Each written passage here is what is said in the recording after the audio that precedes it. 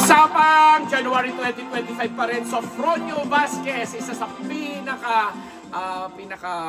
pinag-usapan dahil nga po siya po ang tinanghal na season 4 ng USA The Voice, o kung saan sa under the team ni coach Michael Bublé. Siya nga ang kauna-unahang Pilipino and Asian na nanalo sa isang US-based singing contest na talaga namang wow, akala natin lahat ano tayo, no, yung lagi tayong nadidiscriminate dahil di naman nga pinapansin ng mga ganyang talent. But with Sofronio Vasquez, isang legit na kontesero, nagsimula sa napakaraming contest dito sa Philippines. Sabi pa nga niya sa mga kwento niya, may pagkakataon na nung nag-audition siya, hindi siya nakakapasa, hindi siya pinapansin. Even nung pumasok siya sa tawag ng tanghalan, hindi rin naman siya naging grand champion doon. Pero isa siya sa mga pinag-usapan.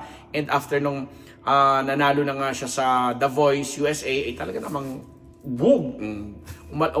marangkada ang kanyang pangalan, ang kanyang career, at talaga namang naging kilala siya hindi lamang sa Amerika kundi sa ibang panig ng Pilipinas, ibang panig ng Asia, ibang panig ng mundo, at ang dami-dami niyang mga accomplishments. In fact, isa nga dito yung invitation sa kanya sa Broadway na hindi na niya kailangan mag-audition kasi tanggap agad siya kung may role na i-offer sa kanya, kasi nakita nga yata sa Broadway yung klase ng pagkanta niya, yung estilo niya, di ba? At mga ano tawag dito, mga kakaibang datingan, o di ba, aurahan pagdating sa kantahan. Ganun si Sofronio Vasquez. At nakakatuwa siya kasi naklaro din niya na yes, hindi man siya naging grand winner or champion dyan sa tawag ng tanghalan, pero binigyan siya ng trabaho ng tawag ng tanghalan. Kaya yung iba nga nagbabash dati sa tawag ng tanghalan o sa It's Showtime, kung saan nandoon ang tawag ng tanghalan, sinasabi kasi nila na kiniklaim nila na dito galing yan, ganyan-ganyan, tapos wala naman daw nagawa. But the thing,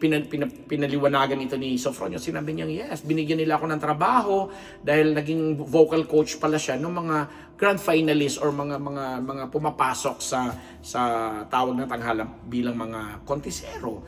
So, isa siyang dentista, nagtry na magtrabaho sa barko, tapos pumunta sa Amerika, yun na nga, hanggang sa pinadpa siya sa New York at sinuportahan siya ng mga community doon, hanggang in-encourage siya na pumasok sa The Voice, na hindi naman alam natin nakita natin lahat, napanood natin kung paano naman talagang pinatunayan niyang very deserving siya na manalo at tanghaling season 4 grand champion.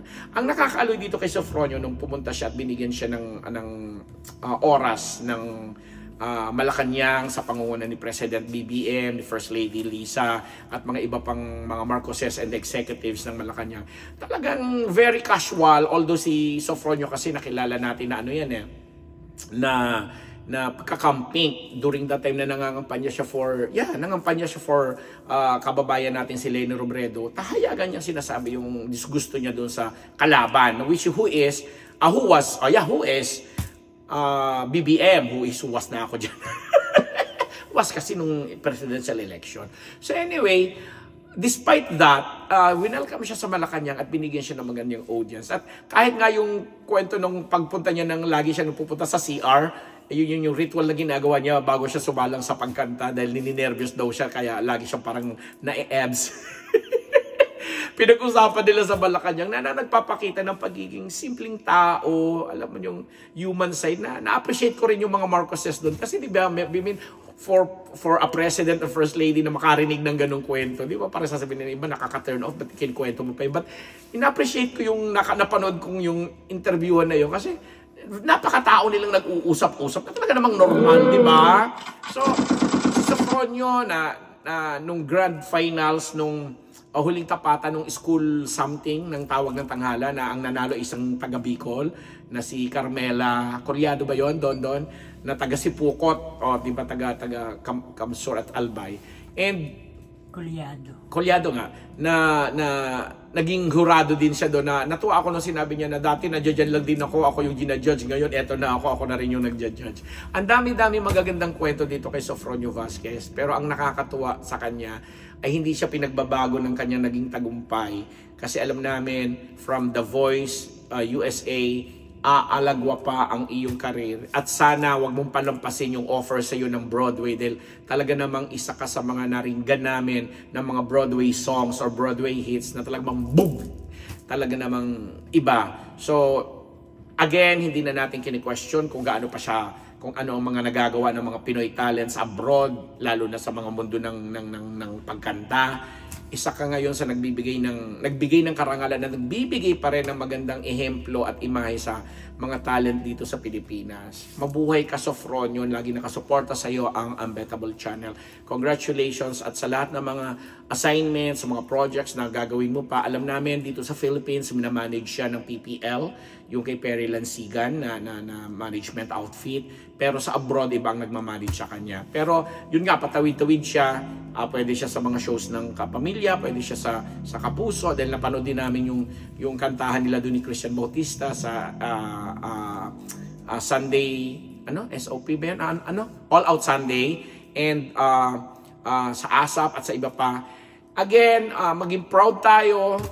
Huwag na lang natin hanapan ng kung ano-ano pang mga chika yan si Sofronio. Kasi si Sofronio, alam naman natin, ang pinapakita at sinishare niya sa atin ay ang kanyang talento at kabutihan ng kanyang puso. Nakita ko rin, napapanood ko rin kung paano niyang pinasasalamatan at pinahalagahan ng pamilya niya, especially his parents, yung kanyang nanay, talagang super proud sa kanya, mga kamag-anak niya dyan sa Misamis nga ba yon? Basta somewhere in Visayas or Mindanao ba, whatever. And mahusay. So, matagumpay kaya ka pinagpapala. Sabi nga ni Ray Valera, nag-viral din yung naging payo sa'yo, hindi ka man magtagumpay doon sa tawag ng tanghalan pero nakikita ka niya sa ibang platform, sa ibang forma, magtatagumpay ka. Ito, binanggit mo rin doon sa isa sa mga grand finalist nitong school tapatan na to sa tawag ng tanghalan recently. And sana nga, di ba, ang dami-daming mga oportunidad sa ating lahat. Actually, mas maraming magagaling sa inyo, kaya lang hindi lang talaga nabibigyan ng tamang pagkakataon ng tamang panahon. Pero saan ba't madidiscover o marirediscover din sila kung sa amang platform nila gustong pumunta. Ako po ang inyong Unbearable Channel, Ambet Nabus, dito sa platform na ito, sa YouTube channel. Nagpapasalamat sa ating lahat dito lamang sa Unbearable Channel. Magkita-kita po tayo ulit. Happy viewing!